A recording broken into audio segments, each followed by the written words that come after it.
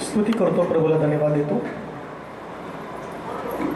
सगळ्या आवडता आशीर्वाद जो पृथ्वी तलावर राहणाऱ्या प्रत्येक व्यक्तीला आवश्यक आहे, एवढंच नव्हे, प्रभू येशू ख्रिस्त सुद्धा ज्यास त्याचं स्वर्गारोहण होत होतं त्यास त्याने सांगितलं की मी तुमच्यासाठी घर तयार करायला सांगतो. याच आशेनं या पृथ्वी तलावरती आम्ही जगत आहोत. येशू ख्रिस्ताने या पृथ्वी तलावर असताना लंगडे चालवले, आंधळे बरे केले, 5 भाकरी 2 माशाच्या द्वारे हजारो लोकांना तृप्त केलं. परंतु जेव्हा त्याचा अंतिम समय म्हणजे पृथ्वीचा निरोप घेण्याचा समय आला, त्यावेळेस मात्र या पृथ्वी तलावरच्या लोकांना त्यानं घराविषयी सांगितलं. तो म्हणतो तुम्ही इथं राहू नये, जिथं माझा पिता आहे तिथं तुम्ही राहा.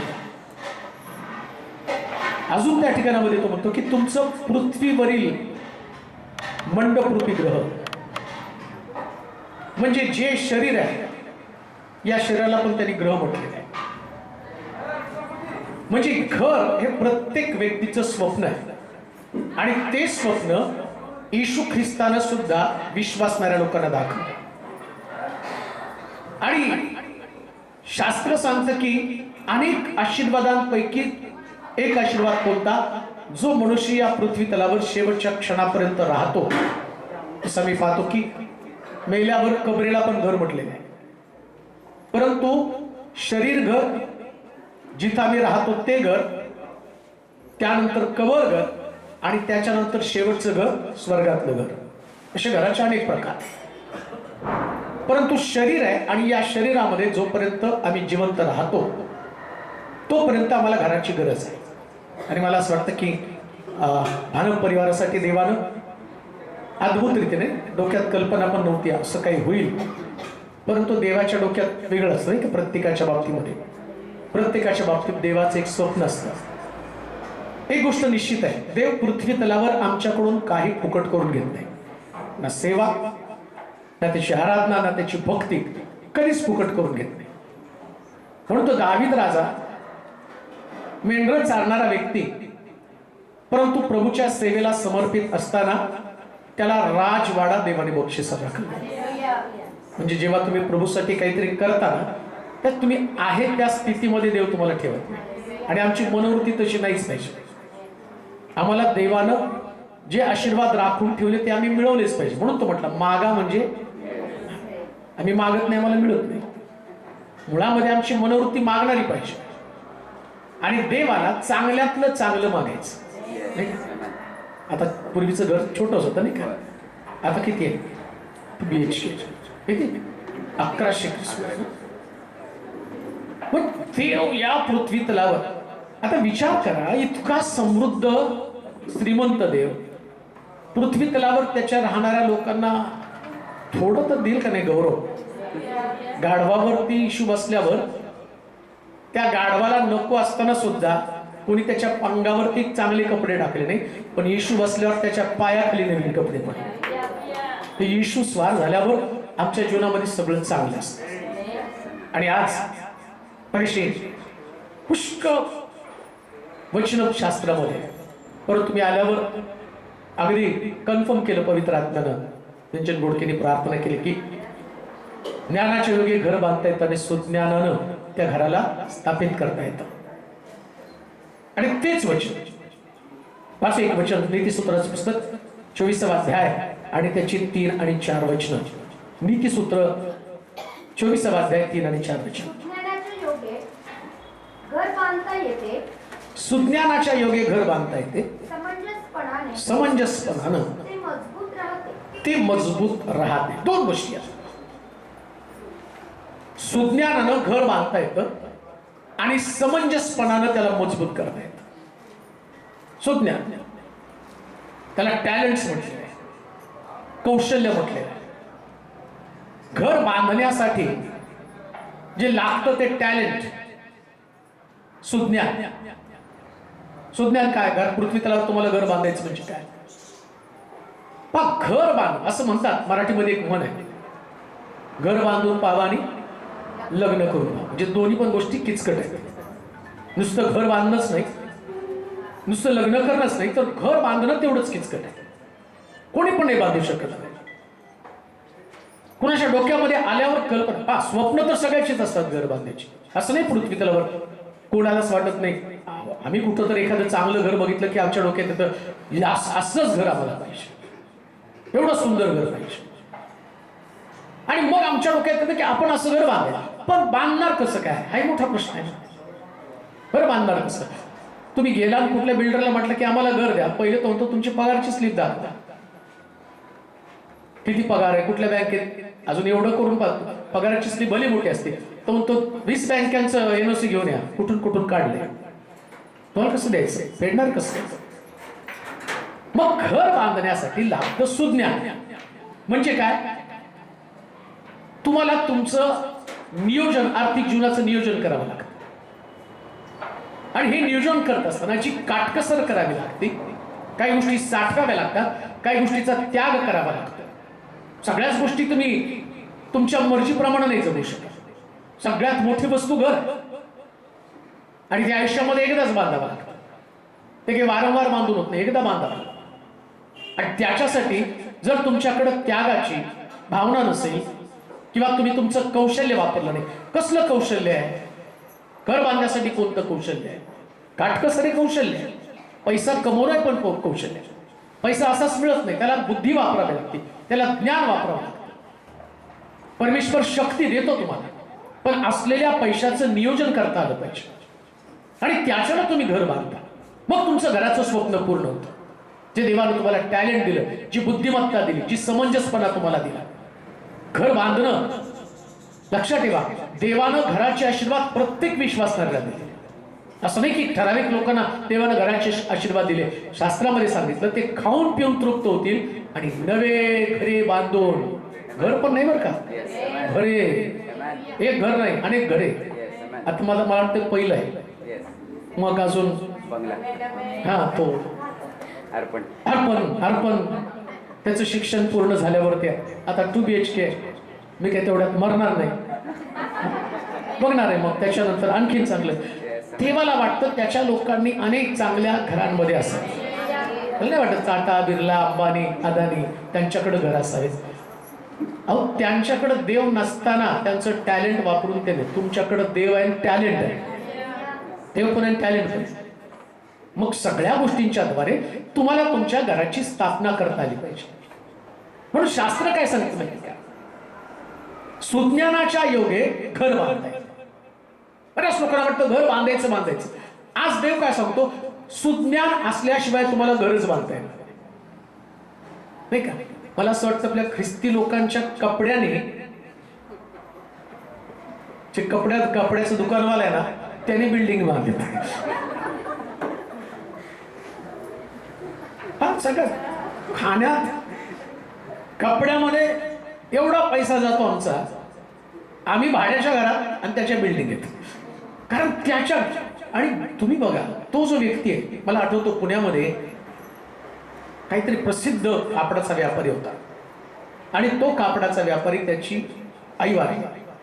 आणि वारल्यानंतर काय झालं, ते शनिवार आणि रविवार 2 दिवस होते. त्याने डिक्लेअरच केलं नाही आई वारली. का तर तो म्हटला की शनिवार रविवार बिझनेस जास्त असतात. आई तर मेलेली परत येणार नाही, पण गेलेलं कस्टमर माझ्याकडे परत येणार नाही, की ते कस्टमर जाईल. मग त्यानं ते तसंच ठेवलं. सोमवारी त्याच्या याची मैत केली. मग त्यांच्याकडे ती बुद्धी आहे, ज्ञान. आमच्याकडे भावना आहेत. आणि आमच्या भावना काय करतो आम्ही? या भावना, त्या भावनेशी निगडीत आम्ही जीवन जगत असतो. देवाचं वचन आम्हाला काय सांगतो? तुमच्याकडे ज्ञान. असं मी म्हणत नाही की तुम्ही सगळं आयुष्य त्याच्यामध्ये खर्च करा, पण तुम्हाला पृथ्वी तलावर तर राहावं लागतं ना. ती आता 10वीची कविता भूमीवरी पडावे ताऱ्याकडे पहावे, ठीक आहे. ती कविता म्हणजे तुमचं जीवन नाही, ती कविता आहे. वास्तव जीवन भूमीवर पडावे ताऱ्याकडे पहावे इथपर्यंत तुम्हाला नाही जगता येत. त्या काळात त्यांनी लिहिलेली कविता, त्यावेळेचं वातावरण तसं होतं. आताच्या परिस्थितीमध्ये आम्हा प्रत्येकाला, आमच्या परिवाराला घराची नितांत गरज आहे. आणि अजून एक गोष्ट तुम्हाला सांगतो, घराची गरज असताना देवाच्या मनात पण तुम्हाला घर द्यावं आहे. देवाला वाटतं तुमच्याकडे चांगलं घर असावं, तुम्ही आशीर्वादित जीवन जगा. मग तुम्ही ज्ञान वापरलं पाहिजे, बुद्धिमत्ता कौशल्य वापरलं पाहिजे. चांगल्यातल्या चांगल्या घरामध्ये निवाऱ्यामध्ये आम्ही कसं राहावं. प्रभू येशू ख्रिस्त म्हणतो, मनुष्याच्या पुत्राला या पृथ्वी तलावर डोकं ठेवण्यासाठी जागा नाही, पण स्वर्गातल्या घराची कल्पना करताना तो सांगतो स्वर्गामध्ये.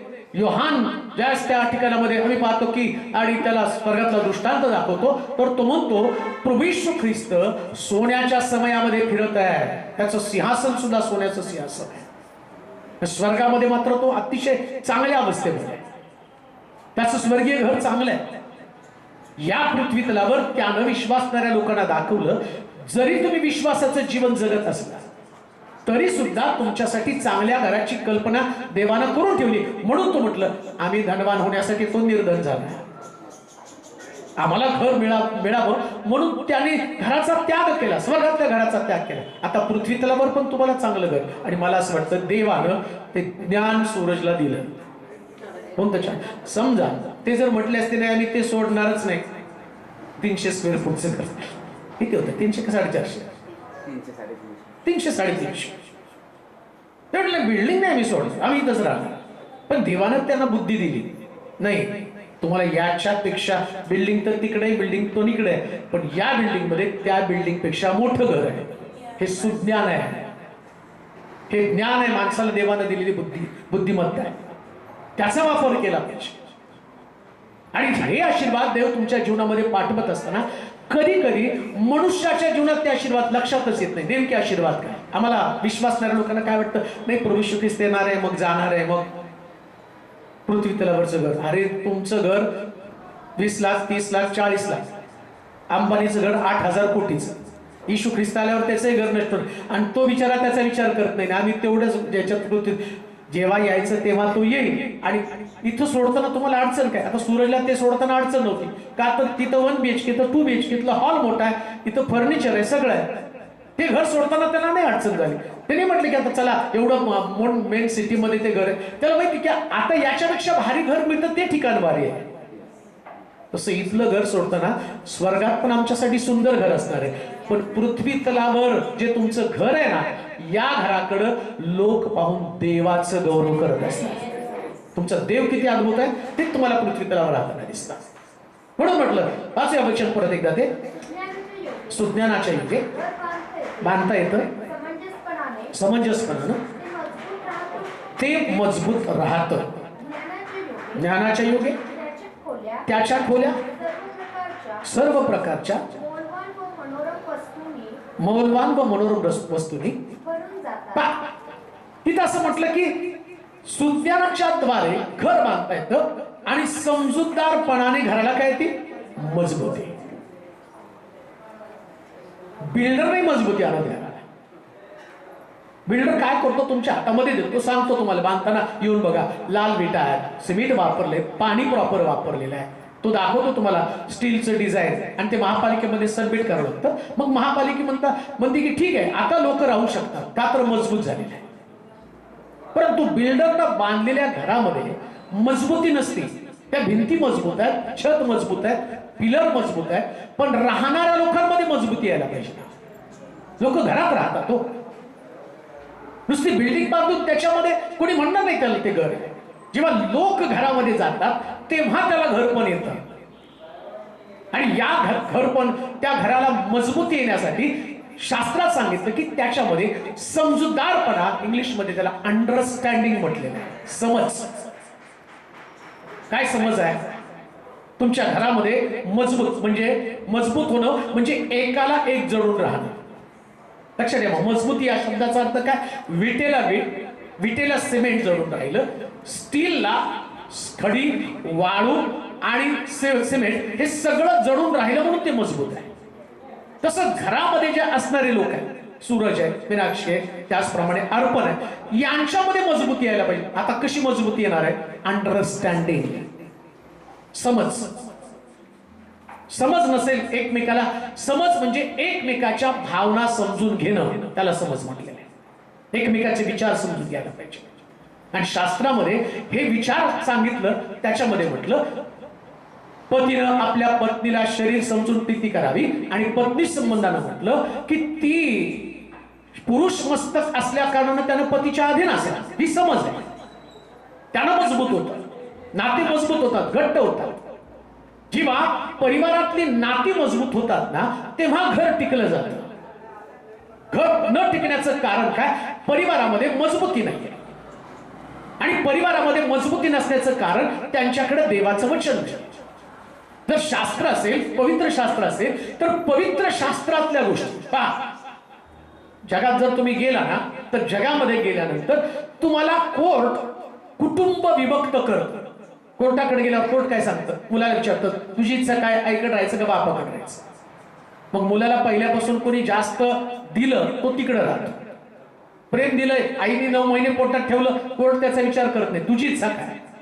मग तिने त्याच्यावरती प्रेम केलं, 9 महिने पोटामध्ये ठेवलं, पण शेवटी कोर्ट तो निर्णय घेत नाही, मग मुलाचा निर्णय. म्हणजे शास्त्रात काय सांगितलं की तुम्हाला या जगामध्ये कोणी मजबूती देणार नाही, पण मजबूती देण्यासाठी देवाचं वचन पाळलं. त्याच्यामध्ये अधीनता, पत्नीनं अधीन असावं, पतीनं पत्नीवरती शरीर समजून प्रीती करावं, विश्वासाचं जीवन दोघांनी जगावं, मुलांनी आपल्या आई वडिलांच्या आज्ञेत असावं, आणि आई वडिलांना सांगितलं की आपल्या मुलांना चिरडीस आणू नका. मजबूती आहे. मला असं वाटतं त्या बिल्डिंगला, आता बरेच लोक म्हणतात नाही जायचं नाही, घर घेतल्यावर पहिला प्रश्न, वास्तू शांती कधी आहे? वास्तू शांती व्हायला पाहिजे. आता वास्तू कशी काय शांत होणार सांगा? त्या घरामध्ये प्रवेश केल्यावरती खिडक्या तर दाराशी बांधणार नाही, दार खिडक्याशी बांधणार नाही, छत काय म्हणते नाही, जमीन नाही, तुमचं छत काय जमिनीला बांधणार. भांडतं कोण? बायको नवऱ्याला, नवरा बायकोला, बाप मुलाला, मुलगा बाप, तेवढंच भांडणार. कोण कोणाला भांडणार? म्हणजे वास्तू शांत नाही करायची, लोक शांत केले पाहिजेत. लोक शांत झाले की वास्तू शांत. बस नाही, घरात दोष आहे हो, घर बदललं पाहिजे. घरात नाही, लोकात दोष आहे. हे लोक कुठेही गेले तर वादच करणार. प्रॉब्लेम वास्तूमध्ये नाही, प्रॉब्लेम लोकांमध्ये. आणि लोकांना शांत कोण करतं माहिती का? मौल्यवान वस्तू. का म्हणून म्हटलं ज्ञानाच्या योगे त्याच्या खोल्या सर्व प्रकारच्या मौल्यवान व मनोरम वस्तूंनी. आता ज्ञान ज्याच्याकडे आहे, ज्ञान ज्ञान ते नाही की तुम्ही इंटिरियर काय काय. बऱ्याच लोकांच्याकडे खूप सुंदर इंटिरियर, मी जातो प्रार्थना आणि मग प्रार्थनेला एवढं सुंदर इंटिरियर, कितीतरी लाखो रुपये खर्च करून, आणि शेवटी प्रार्थना नाही, घरात शांती यावून प्रार्थना, इंटिरियरनी शांती नाही आली. एवढं सगळं केलं, छान इंटिरियर, इतकं छान बसायला, तिथं कधी कधी त्या सोफ्यावर बसावं का बघत बसावं हात जोडायचा प्रश्न. एवढं सुंदर सोफा, एवढं सुंदर आतमधलं फर्निचर, बेड पण इतका भारी. ते सांगताना सांगतात, अहो आमची गादी 1 लाख रुपयाची गादी. नमस्कारच करा त्या गादीवर. 1 लाखाच्या गादीवर झोपव कसं का नाही? 1 लाखाची गादी. बऱ्याच ठिकाणात गेलो आम्ही, बरं पाहतो. परंतु लक्षात ठेवा, आत्मिक व्यक्तीच्या घरासंबंधानं त्यानं ज्ञान वापरलं पाहिजे. कोणतं ज्ञान? त्याच्यामध्ये मौल्यवान वस्तू आणणं. आणि मला माहिती, प्रत्येक व्यक्तीनं घर बांधल्यावर त्याला असं वाटतं माझ्या घरामध्ये सगळी चांगल्यातली चांगली वस्तू असावी, आणि तो आणतो पण. मग कुणी दाखवतात हे लाकूड इथलं नाही, इटालियन लाकूड आहे. अहो इटालियन आणा, फ्रान्स आणा, लाकूड ते लाकूड. इटालियन लाकूड म्हणून ती वाळगी म्हणणार आहे का? मी नाही खाल बाबा, इटलीचं आणते. सगळ्यालाच वाळगी लागतात. इटालियन आणा, इंडियन आणा, सागवान आणा, अजून कुठलं पण देवदार. घरातल्या वस्तूच्या जे मौल्यवान वस्तू आहे ना, ती वस्तू तुम्हाला 1 महिना 2 महिने सुख देणार आहे. मला माहिती आता त्यांनी जे बस बनवलंय फर्निचर, कोणी सुद्धा घर बांधलं, आता पूर्वी होते नुसतं घर बांधायचे आणि पटकन घुसून प्रार्थना करायची नसते, भिंती असायचे, पडदे पण नसते, रंग लावायचे आणि मग प्रार्थना करून. आता तसं नाही करत. आता घर बांधून फर्निचर सगळं दाखवल्याशिवाय मग नंतर कोण बघणार आहे? येणाऱ्या लोकांना ते तर दाखवायला पाहिजे ना, फर्निचर दाखवलं पाहिजे तर मग ते सगळं जे खाऊन सगळं करून मग पुरी तसं गेलं, प्रार्थना केली, मोकळं. मग कधीतरी 4 वर्षांनाच मग ते सांगतात आम्ही हे घेतलं, मग ते फर्निचर हप्त्याने घेतलं, एक वस्तू आली. आता तसं सगळं मग मौल्यवान वस्तू दाखवायचे असतात, मौल्यवान वस्तू. परंतु खरा ज्ञानी व्यक्ती तो या पृथ्वी तलावर राहताना या भौतिक वस्तू दाखवत नाही, त्या देव तुम्हाला देतोच. लक्षात ठेवा, देवाला तुम्हाला सगळ्या चांगल्या वस्तू द्यायला आवडतं. देवाला नाही वाटत बरं का तुम्हाला साधी द्यावी. सगळ्यात चांगल्या सूरजच्या घरातली प्रत्येक चांगली वस्तू देवानं दिली, हा माझा विश्वास. घर चांगलं दिलं म्हणल्यावर वस्तू, घर देवानं दिलं म्हणजे घरातल्या सगळ्या वस्तू देव देतो. आणि मी तर आता म्हणतो की आता सुरुवात आहे, स्टार्टर. आता स्टार्टर आहे जेवणातलं, घेऊन जातात ते ना, म्हणून स्टार्टर. पुढं तुम्हाला देव आशीर्वाद देणार. आता देव पण विश्वास उपर पाहत असतो ना. तुम्ही कोणत्या वस्तूला जास्त मौल्यवान म्हणता? कोणती मौल्यवान वस्तू आहे? ज्ञानाच्या द्वारे. मग त्याचं शुभवर्तमान 13 अध्याय 46 वचन. घरामध्ये ज्ञानाच्या योगे मौल्यवान वस्तू त्याला एक अति मौल्यवान मोती आढळली. मग त्याने जाऊन आपले सर्वस्व विकलं आणि ते विकत घेतले. आणखी स्वर्गाचं राज्य समुद्रात टाकलेल्या एखाद्या जाळ्यात सर्व प्रकारचे जीव एकत्र सापडतात त्यासारखे. त्या माणसा संबंधानं म्हटलं की त्याला काय सापडलं? एक मौल्यवान अति मौल्यवान मोती आढळला. बरं का? ज्ञानाच्या योगे घरामध्ये मौल्यवान वस्तूनं घर सजवलं जातं. सुज्ञानाच्या योगे घर बांधता येतं आणि ज्ञानाच्या योगे घरामध्ये मौल्यवान वस्तू त्याची रचना करता येते किंवा घरामध्ये मौल्यवान वस्तूला मांडता येतात आणि त्या तुमच्या घराचं इम्प्रेशन आहे. लक्षात ठेवा, घराचं इम्प्रेशन कोणी तुमच्या भिंती बघायला येत नाही. तुमच्या घरामध्ये मांडलेली वस्तू बघा. आता किचन सुद्धा बघितलं तर त्या किचनला सुद्धा पूर्वी ट्रॉल्या होत्या, ते ओढायच्या खर आवाज करत यायचे. आता हायड्रोलिक आलं नाही का? मग आम्ही आणि आता एवढं त्याच्यामध्ये ऍडव्हान्स केलेलं आहे. किचनमध्ये एक बल्ब होता, आता ट्रॉलीला सुद्धा LED लावून ठेवलेला आहे की त्याच्या आतमध्ये प्रकाश, बाहेर प्रकाश, सगळीकडे प्रकाश. मग लोक म्हणतात काय भारी घर आहे. बघा, भिंती नाही बघितल्या लोकांना, किचन ट्रॉली बघितलं, काय भारी घर आहे. तुमची बेडरूम मधल्या टाईल्स, तिथली LED, ते सगळं पाहिल्यावर लोकांना वाटतं किती हायफाय लोक आहेत. पण मला तुम्हाला सांगू द्या, याच्यासारखं घर दुसरं असणार आहे. पण बायबल सांगतं ज्या घरामध्ये येशू आहे ते घर सगळ्यात भारी घर. मौल्यवान बरं काय? मौल्यवान. तुमच्या घरामध्ये या वस्तूपेक्षा सुद्धा मौल्यवान येशू असला पाहिजे. काय येशू असल्याचा फायदा आहे? ज्याने येशू मिळवला त्याला सगळेच आशीर्वाद मिळतात. हो, पेत्राच्या घरामध्ये सासू तापानं फणफणून पडली होती आणि मग सेवेसाठी येशू गेलेला. त्याच्या लक्षात आलं की पेत्राच्या घरात त्याची सासू आजारी पडली. येशू म्हटला चल तुझ्या घरी जाऊ, आणि तो घरी गेला. आणि पेत्राच्या घरात येशू गेल्याबरोबर सासूचा ताप बाहेर गेला. बघा, तुमचा सगळा पैसा, एवढ्या भारी वस्तू तुम्ही आणल्या मौल्यवान, आणि सगळा पैसा डॉक्टरला घालवला तर एक वस्तू बाहेर जाणार आहे. पण याच्या उलट जर तुमच्याकडे येशू आला तर येशू बरोबर सगळ्या मौल्यवान वस्तू आत येणार. म्हणून सगळ्यात मौल्यवान येशू आहे. येशू पाहिजे आमच्याकडे. आणि येशू आल्यावर काय घडतं माहिती का? येशू आल्यावर सगळी शिस्त घरात लागते. येशूचं वैशिष्ट्यच आहे. देव आमच्या घरामध्ये असणं, येशू आमच्या घरामध्ये असणं, त्याला का महत्व दिलं गेलेलं आहे? कधी कधी घरामध्ये सगळ्या वस्तू असतात आणि येशू नसतो. मग त्या घरामधली मुलं, बाप आणि मुलगा कुठं मीटिंगला परवा गेल्यावर त्या पालकाने मला सांगायचं, माझं तारण झालं पण तारणाच्या अगोदर वडील आणि मी 15 वर्षाचा असताना वडील मी एकाच ग्लासात दारू पित होतो. पण देवानं माझं तारण केलं आणि मला ख्रिस्त समजला. कमी नव्हती म्हणले घरामध्ये, काय मारामारी करत होतो, गुंडागर्दी करत होतो, सगळं करत होतो. पण येशू नसल्यामुळे शिस्त नव्हती. पण येशू आल्याबरोबर ते सगळं बाहेर गेलं ना. लक्षात ठेवा, येशू किती महत्वाचा आहे घरामध्ये. त्याला मोलवान का म्हटलं? सगळं विकून तुम्हाला येशू आपल्या घरामध्ये आणणं का गरजेचं माहिती का? येशू आल्यावर घरातली सगळी व्यवस्था नीट करत असतो. सगळी व्यवस्था नीट करत असतो. ज्या घरामध्ये आम्ही राहतो त्या घरामध्ये वातावरण शांतीचं पाहिजे. म्हणून लोक म्हणतात वास्तू शांती. या घरात गृहप्रवेशाला जर आम्ही पाहिलं, महाराष्ट्रीयन शब्द त्याला म्हटलं गृहप्रवेश वास्तू शांती. म्हणजे आतमध्ये शांती पाहिजे. शांतीसाठी बऱ्याच गोष्टी कराव्या लागतात.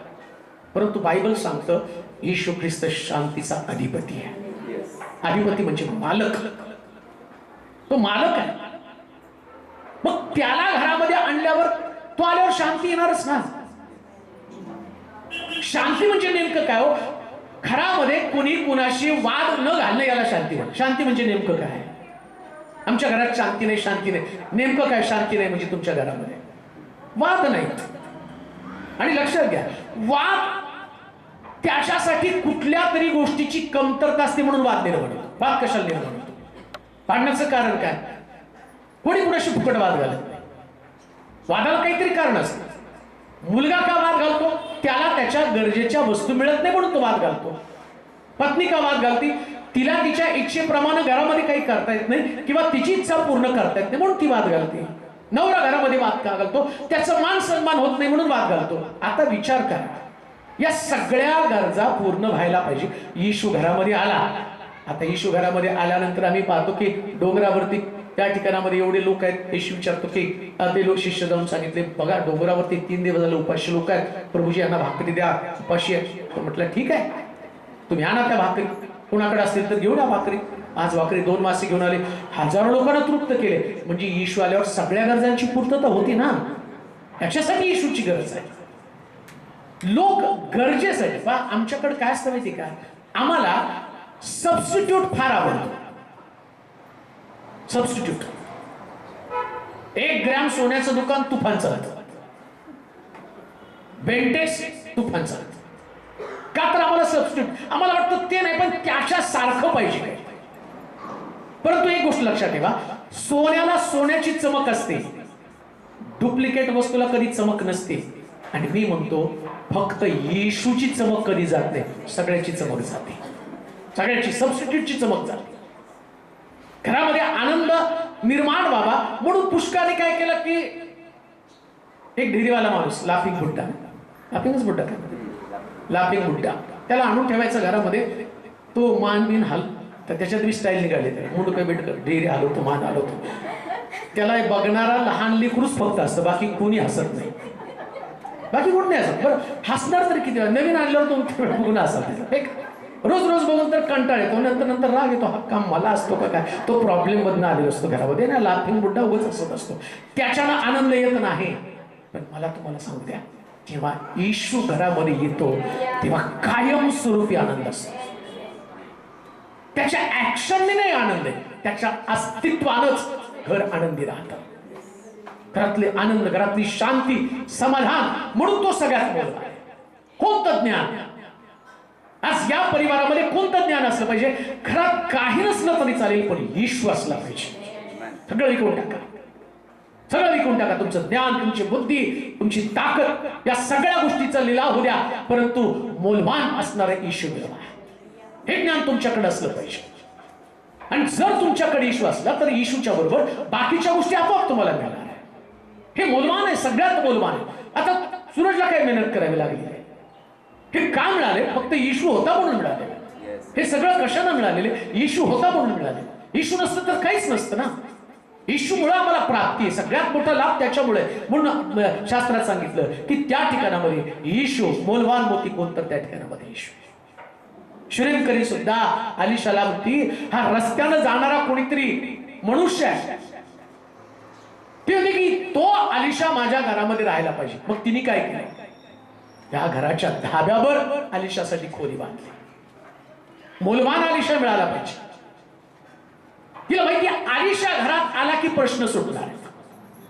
आलिशा दारातनं जाता येता नसायला पाहिजे. बऱ्याच लोकांना दारामध्ये जाणारा येणारा देव पाहिजे. दारामध्ये जाणारा येणारा नव्हे, तर घरात राज्य करणारा देव पाहिजे. आणि येशू घरात राज्य करतो, घरात राज्य करतो. म्हणून प्रगटीकरणाच्या पुस्तकात काय म्हटलं, पहा मी द्वाराशी, जो कोणी माझी वाणी ऐकतो आणि मला आत घेतो. आलिशाला पण त्या स्त्रीने आत घेतली. आज प्रॉब्लेम काय, आम्हाला येशू चर्च मध्ये पण नाही ठेवायचं. रविवारी फक्त त्याला चर्च मध्ये ठेवलं, प्रार्थना झाली घरी ठेवलं, चर्च मध्ये ठेवलं, त्याला घरी चर्च मध्ये नाही ठेवलं. जाताना म्हणते येशू चर्च झाला तर माझ्या घरात चल. का माहिती का, तू चर्च मध्ये राहिला शांती चर्चकडे राहील, पाळकाकडे राहील. आमच्याकडे काय राहिलं, आमच्या घरात शांती राहिली पाहिजे. मोलवान येशू आहे. मग सुनेमकरणी आपल्या नवऱ्याशी बोलली, म्हटली स्वामी आपण आपल्या घराच्या धाब्यावर एक खोली बांधू. बायको फार हुशार होती आणि तिचा नवरा पण बायकोचा ऐकणारा नवरा होता. तो म्हटला तू म्हणतीस ना तसं घराच्या धाब्यावर एक खोली बांधू आणि आलिशाला कायम वस्ती करण्यासाठी. आणि त्याला लागणाऱ्या 4 वस्तू त्यांनी तिच्यात ठेवल्या. लक्षात ठेवा, जसं या ठिकाणामध्ये आता वाचल्या वचनामध्ये म्हटलं की त्याने सगळं विकलं आणि मोलवान एक मोती विकत घेतला. या बाईने सुद्धा 4 वस्तूच्या मोबदल्यामध्ये आलिशा घरामध्ये आणल्या. तुम्हाला येशू असाच मिळणार नाही, फुकट मिळत नाही हो येशू. काही लोकांना वाटतं फुकट गरीबाचा येशू. गरीबाचा येशू नाही. जर काही श्रीमंत होता तो म्हणतो कुभांडानं घेतलं असेल चौपट परत करतो, अर्धरबे गरीबाला देऊन टाकतो. अहो तो श्रीमंत माणसाने आपलं धन येशू समोर द्यायला तयार झाला. त्याला माहितीये या पैशापेक्षा सुद्धा मौल्यवान येशू आहे. फुकट नाही मिळत येशू कोणालाच फुकट मिळत नाही. ते डोक्यातला भ्रम आहे. फुकट मिळतो येशू फुकट कोणालाच मिळू शकत नाही. येशू मिळवायचं तर काहीतरी सोडावं लागतं. म्हणून तर मी पाहतो त्या विहिरीवरती ती घागर तिने टाकली, घागर नाही घेऊन गेली ना, त्या माणसाकडे परत नाही गेली. तिला माहितीये मला येशू मिळवायचा आहे. येशू मिळवायचं तर किंमत चुकवावी लागते, किंमत चुकवावीच लागणार. सुनेमकरणी पण 4 वस्तू घरामध्ये तिने 4 वस्तू ठेवल्या. समई, मेज, पलंग आणि खुर्ची. 4 वस्तू ठेवल्या, किंमत चुकवावी लागते. आणि म्हणून आम्ही पाहतो तिनं आपली खोली सजवली आणि आलिशा तिथं राहिला. दुसरी गोष्ट वाचूया, 1 पेत्र 1 अध्याय 7 वचन. काय मौल्यवान आहे. 1 पेत्र 1 अध्याय 1 ते 1 अध्याय 7 वचन. 1 पेत्र 1 अध्याय 7 वचन. यासाठी की नाशवंत सोन्याची परीक्षा अग्नीनं करतात, सोन्यापेक्षा मूल्यवान असं तुमच्या विश्वासाचा परीक्षेत उतरणं येशू ख्रिस्ताच्या प्रगट होण्याच्या वेळेस प्रशंसा, गौरव व मान. दुसरी गोष्ट, घरामध्ये जसा येशू मौल्यवान आहे तसं घरातली दुसरी वस्तू विश्वास आहे. तो मौल्यवान आहे. तुमच्या घरामध्ये ज्या भौतिक गोष्टी लोकांवरती प्रभाव टाकतात त्या गोष्टी लोक विसरून जातात, परंतु देवावरती प्रभाव टाकणाऱ्या गोष्टी कोणत्या, तर तुमचा विश्वास. 2 विश्वास. एक तुमच्या कुटुंबामध्ये तुमचा एकमेकाविषयी असणारा विश्वास. परिवार घर याच्या संबंधानं विचार करत असताना तुम्हाला एकमेकाला विश्वासू जीवन जगावं लागणार आहे आणि ते तुमच्या घरात सगळ्यात मौल्यवान आहे. परिवारामध्ये जर एकमेकाला विश्वासू जीवन नसेल तर तुमचा परिवार त्याच्यामध्ये किती भारी वस्तू असू द्या त्या वस्तूला किंमत नाही, त्या वस्तू मौल्यवान असू शकत नाही. परिवारामध्ये प्रत्येक व्यक्तीनं विश्वासू जीवन जगलं पाहिजे. पत्नीनं विश्वासू, पतीनं विश्वासू, लेकरानं विश्वासू जीवन. म्हणजे पहिल्यांदा नातेसंबंधातला विश्वास. घरामध्ये सगळ्यात महत्वाची गोष्ट कोणती असेल तर तुम्हाला मजबूत करणार गोष्ट कोणती तर विश्वास आहे. कुटुंबामध्ये कुटुंब तुटण्याचं कारणच विश्वास आहे. जेव्हा कुटुंबामध्ये विश्वास नाही, कुटुंबामध्ये एकमेकाला विश्वासू जीवन जगणं नाही तर ते कुटुंब कधीच टिकू शकत नाही. जर टिकवणारी मौल्यवान अशा प्रकारची वस्तू कोणती असेल तर बायबल सांगतं विश्वास. हा नातेसंबंधातला विश्वास आहे, त्याचप्रमाणे हा देवावरचा सुद्धा विश्वास आहे. नुसता देवावरचा विश्वास चालत नाही, नातेसंबंधामध्ये पण विश्वास असला पाहिजे. त्या पद्धतीनं नात्यामध्ये ट्रान्सपरन्सी, पारदर्शकता, नात्यामध्ये पारदर्शकता असली पाहिजे. विश्वास निर्माण होण्यासाठी ज्या पद्धतीनं प्रभूनं आमच्यामध्ये ती नम्रता, ती लीनता आणि ती सहनशीलता, कसा टिकणार आहे विश्वास? पहिली गोष्ट तर नम्रता. नम्र राहिल्याशिवाय विश्वास येणारच नाही. जेव्हा बंडाची वृत्ती असते किंवा एकमेकाच्या संबंधानं माघार घेण्याची वृत्ती नसते, ते घर कधी टिकत नाही. मी टिकणाऱ्या घराविषयी बोलतो. सुज्ञानाच्या द्वारे घर बांधता येतं आणि समंजसपणानं ते मजबूत करता येतं. घराच्या मजबूती संबंधानं बोलतो. आणि या घरामध्ये कोणत्या गोष्टी तुम्हाला मजबूत करतात? तर विश्वास तुम्हाला मजबूत करतो. तुमचं घर विश्वासाच्या द्वारे मजबूत होतं. जर विश्वास तुमच्या घरामध्ये एकमेकांवरती नसेल, संभ्रम असेल, कन्फ्युजन असेल, जेव्हा घरामध्ये कन्फ्युजन असतं ना, तेव्हा त्या घरामध्ये सगळं गोंधळाची परिस्थिती निर्माण होती. आणि मग घरामध्ये किती ऐश्वर्य असलं, समृद्धी असली, तरी सुद्धा ते घर कोसळलं जातं. घर कोसळण्याचं कारण आहे म्हणून म्हटलं, ही बिल्डिंग नाही कोसळली, ही महापालिकेकडनं पास झालेली बिल्डिंग आहे. इंजिनियरने याचं फार सुंदर कन्स्ट्रक्शन केलं, स्टील डिझाईन वगैरे सगळं स्ट्रक्चर छान आहे, ही बिल्डिंग कोसळणार नाही. पण घरामधले लोक जेव्हा विश्वास गमावतील तेव्हा घर कोसळलं जातं. लक्षात ठेवा, घरामध्ये राहणाऱ्या लोकांसंबंधानं बायबल सांगतं. अजून एक गोष्ट तुम्हाला सांग. बरेच लोक म्हणतात, नाही त्या घरात भूत आहे, त्या घरात भूत आहे. भूत काय? तिथं पेंटिंग करणारे घरात बसून तुमच्या भूत घरात, त्या घरामध्ये, बिल्डिंग मध्ये किंवा त्या ह्याच्यात नाही राहत. भूत माणसात राहतात. शरीर, भूताला शरीराची गरज आहे. आत्म्याला, आत्मा आमच्यामध्ये पण आत्मा आहे. आम्ही जिवंत आहोत कारण आमच्यामध्ये आत्मा आहे. माणूस मरतो म्हणजे त्याचा आतला आत्मा बाहेर जातो. मग आता त्या माणसाला तू याच्यात कशाला राहिलो, या छतामध्ये, खिडकीमध्ये, फॅन मध्ये, तिथं नाही राहतो कुठं? माणसामध्ये. मग माणसामध्ये जर ते भूतानं राहायला पाहिजे तर त्याच्यासाठी त्याला फक्त अविश्वासाची गरज आहे. काय केलं एदेन बागेमध्ये? हवेला फक्त अविश्वास. या झाडाचं फळ खाल्लं तर तू मरणार नाही. तिच्यात अविश्वास आला, तिने फळ खाल्लं आणि बागेतनं बाहेर, तिचं घर कोसळलं. एदेन बाग हे तिचं घर आहे, परंतु तिला बाहेर काढलं तिथं. म्हणून मजबूत जर घर राहायला पाहिजे तर विश्वासाचं वातावरण कायम निर्माण राहायला पाहिजे. आणि लक्षात ठेवा, विश्वास निर्माण होण्यासाठी, तुम्ही विश्वासू जीवन जगण्यासाठी देवाच्या वचनाशिवाय तुम्हाला कोणीच शिकवणार नाही. कसं जगायचं? फक्त देवाचं वचन. देवाचं वचन हे तुम्हाला प्रतिदिवशी बोध करतं, चालवतं, वाढवतं, मजबूतीचं काम करतं. म्हणून घराला मजबूत करणारी मोलवान वस्तू कोणती? त्या याच्यामध्ये टीव्हीला जाहिरात दाखवताना घर बांधणाऱ्यासाठी ते फार भारी भारी जाहिरात. बांगर सिमेंट, इस सिमेंट में जान है. आणि मग ते हत्तीतून धडक मारतो, पडतो खाली. मग अरे ते बांगर सिमेंट घ्यायला पाहिजे. बांगर आणा, नाही तर बिर्ला आणा, 54. बरेच प्रकार आहेत त्याच्यानं फक्त भिंती मजबूत राहील. परंतु विश्वास जर असला ना तर छताखाली सुद्धा तुम्हाला कोणी पाडू शकणार नाही. पुढ्या जमिनीवरती झोपाल पण तुमचा विश्वास तुम्हाला परत एकदा उभं करेल. विश्वास बघा, योबाच्या बाबतीमध्ये सगळं उद्ध्वस्त झालं पण त्याचा देवावरचा विश्वास, आपल्या परिवाराचा वरचा विश्वास उडाला नाही. आणि म्हणून आम्ही पाहतो त्याने गेलेलं सगळं परत मिळवलं. देवाच्या लोकांच्या मध्ये, मुळामध्ये देवाच्या लोकांचं वैशिष्ट्य काय? जर तुम्ही विश्वासू असाल तर तुम्ही देवाचे लोक आहात. आणि विश्वास म्हणजे काय? लक्षात ठेवा, चर्च मध्ये लग्न करताना ज्या शब्द घेतल्या त्याला विश्वास. सुखात, दुखात, श्रीमंतीत, रोगात, आरोग्यामध्ये आम्ही एकमेकापासून विभक्त होणार नाही, हा तुमचा तिथला विश्वास आहे. आणि त्या विश्वासाला तुम्ही एकत्र येता आणि त्याच विश्वासावर तुम्ही टिकून राहता. आणि तोच विश्वास तुम्हाला मजबूत करतो, तोच मूलवान विश्वास आहे.